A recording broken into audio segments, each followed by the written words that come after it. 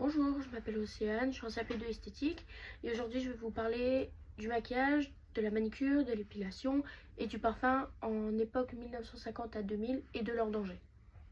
Bonjour, moi c'est Lana, je suis également en deuxième année de CAP esthétique et je vais aussi vous parler du maquillage, des épilations, de la manicure et des parfums ainsi que leurs dangers dans les années 1950 à 2000.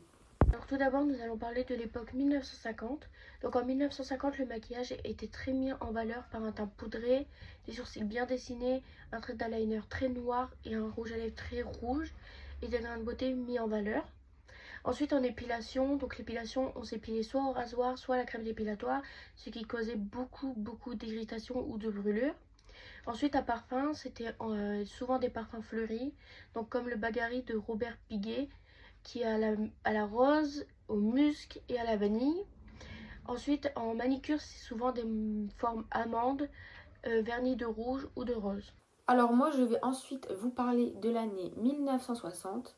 Alors en 1960, le maquillage met l'accent sur les yeux avec du mascara, du col et des ombres colorées. Tandis que pour les lèvres, ils adoptent des teintes plus discrètes. Pour le parfum, alors les parfums deviennent de plus en plus variés dans les années 1960. Et pour la manicure, ils décident de suivre la mode avec des ongles courts et des vernis pastel et rouge. Donc là, nous allons parler de l'époque 1970. Donc en 1970, certaines femmes préfèrent avoir le teint nude avec des lèvres neutres et des yeux marronnés. Donc ce qui veut dire avec du fard marron, beige, nude, enfin dans ces teintes-là. En épilation, c'est toujours les mêmes techniques qui sont utilisées. Donc la crème épilatoire, le rasoir, mais certaines femmes préfèrent la cire. En parfum, ils peuvent varier. Donc on peut avoir du boisé à base de patchouli, du fleuri à base de rose et de l'espéridé à base de citron. Ce qui concerne la manicure, les ongles sont souvent non vernis, donc naturels. Ou alors s'ils sont vernis, c'est neutre, donc marron. Je vais ensuite vous parler de l'époque 1980. Alors dans les années 1980, le maquillage est audacieux avec un teint travaillé, des yeux soulignés avec des fards colorés et du rouge à lèvres flashy.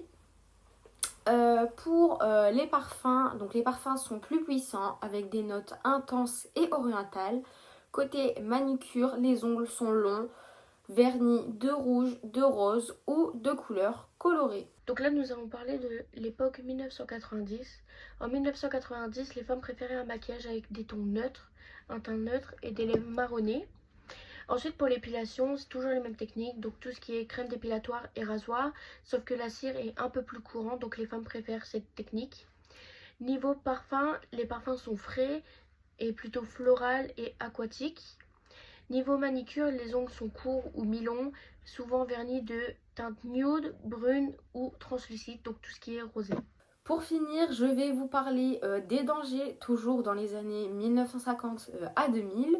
Alors, certains produits de beauté pouvaient contenir des ingrédients nocifs. Le maquillage irritait la peau, les épilations pouvaient causer des brûlures, les soins étaient parfois allergènes, la manicure toxique et les parfums pouvaient déclencher des réactions. Voilà, sur ce, nous avons terminé. Merci à tous de nous avoir écoutés.